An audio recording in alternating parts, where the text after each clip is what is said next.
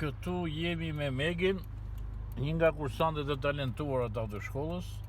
Do të trajtojmë një nga metodat e mbajtjes së mjetit timonit me precizion në Karraxhat, për të mësuar pra ngjarjen me precizion. Një nga mënyrat është për të aplikuar për kursantin fillestar.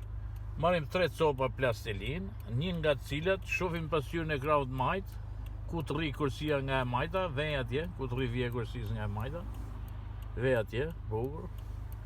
Shohim në pasqyrë kursin e krahut djathtë, vem plastelinë tjetër ku të rri vija e kursis nga e djathta. Plastelinën tjetër e vem në orën 12 të timonit, Po.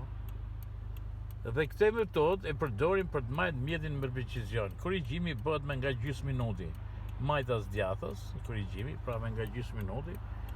Edhe kështu fillon duke fituar reflekset e para të mbajtjes së timonit me precizion. Vazhdojmë tani ta kalojmë në praktik. Anullojmë autostopin.